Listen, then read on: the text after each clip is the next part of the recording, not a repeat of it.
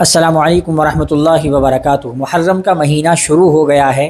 محرم کے مہینے میں ہمیں کیا کام کرنا چاہیے، کن چیزوں سے بچنا چاہیے، آئیے ہم اس ویڈیو کے اندر جانتے ہیں۔ سب سے پہلے تو آپ یہ بات سمجھ لیں کہ محرم کا مہینہ یہ صرف 10 دن کا نہیں ہوتا، بلکہ مکمل ایک مہینہ ہے اور اس کی مکمل ایک فضیلت ہے۔ ایسا نہیں ہے کہ 1 تاریخ سے لے کر 10 تاریخ تک کے دنوں ہی کی فضیلت ہے، بلکہ پورے مہینے کی فضیلت ہے۔ ایک صحابی نے حضور اکرم صلی اللہ علیہ وسلم سے دریافت کیا، یا رسول اللہ، میں رمضان کے بعد میں کون سے مہینے کے روزے رکھوں؟ آپ نے فرمایا محرم کے مہینے کے روزے رکھو، چونکہ محرم کا مہینہ یہ شہر اللہ ہے، یعنی اللہ کا مہینہ ہے۔ تو اس لیے اس محرم کے مہینے میں سب سے پہلے تو ہمیں اپنے آپ کو گناہوں سے بچانا ہے۔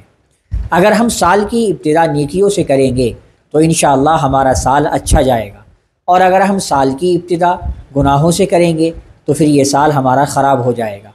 تو اس لیے میرے عزیزوں، سب سے پہلے تو ہمیں محرم کے مہینے میں نماز کی خوب پابندی کرنی ہے، فرائض کا خوب اہتمام کرنا ہے۔ اس سال ہم انشاءاللہ ایک بھی نماز میں کوتاہی نہیں کریں گے، یہ امید ہماری ہونی چاہیے۔ اسی طرح سے دوسرا کام، آپ روزہ رکھیے۔ روزہ آپ چاہیں تو 1 سے لے کر 10 تک رکھ سکتے ہیں، لیکن جو فضیلت یوم عاشورہ کے روزے کی ہے، 10 محرم کے روزے کی ہے، اس کی بے انتہا فضیلت ہے۔ حضور اکرم صلی اللہ علیہ وسلم نے فرمایا کہ مجھے امید ہے کہ اگر کوئی عاشورہ کا روزہ رکھے تو اللہ تبارک و تعالیٰ اس کے پچھلے گناہوں کو، پچھلے سال کے گناہوں کو معاف فرما دے گا۔ اتنی بڑی فضیلت ہے۔ 10 محرم کے ساتھ میں یا تو 9 کو ملا لیں، یا 10 کے ساتھ میں آپ 11 کو ملا لیں، یہ بہتر طریقہ ہے۔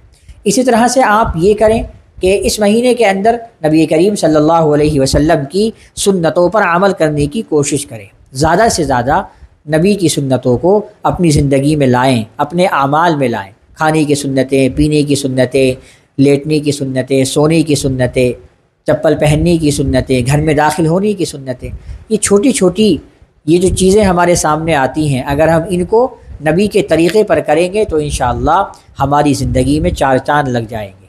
اسی طرح سے آپ اس مہینے کے اندر نوافل کا اہتمام کریں، زیادہ سے زیادہ نوافل کا آپ اہتمام کریں۔ تہجد کی نماز کا اہتمام کریں، صلاۃ التوبہ کی نماز پڑھ لیں۔ آپ کو کوئی حاجت ہے، صلاۃ الحاجت کی نماز پڑھ لیں۔ تہجد کی نماز ضرور پڑھیں۔ فرائض کے ساتھ ساتھ تہجد کی نماز اگر کوئی پڑھتا ہے تو اس کو اللہ تعالیٰ کا قرب حاصل ہوتا ہے۔ کہ اس محرم کے مہینے میں اگر کوئی یوم عاشورہ کو اپنے گھر والوں کے لیے اچھا کھانا بناتا ہے تو اللہ تعالیٰ پورے سال اس کے دسترخوان پر وسعت رکھتا ہے۔ تو یعنی آپ اپنے گھر والوں کے لیے اچھا کھانا بنائیے۔ بعض لوگ یہ سمجھتے ہیں کہ یہ منحوس مہینہ ہے، غم کا مہینہ ہے۔ یاد رکھیے، کسی کی شہادت سے کوئی دن غم زدہ نہیں ہوتا۔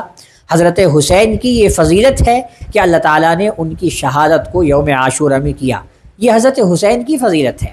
کیونکہ محرم کی جو فضیلت ہے وہ تو اللہ تعالیٰ نے جو ہے زمین اور آسمان کو پیدا کرنے کے بعد فوراً بتا دی ہے۔ ان عدۃ الشہور عند اللہ 12 شہرا فی کتاب اللہ یوم خلق السماوات والارض۔ جس دن اللہ تعالیٰ نے زمین اور آسمان کو پیدا فرمایا تھا، اسی دن 4 مہینوں کو قابل حرمت اللہ تعالیٰ نے بنا دیا تھا۔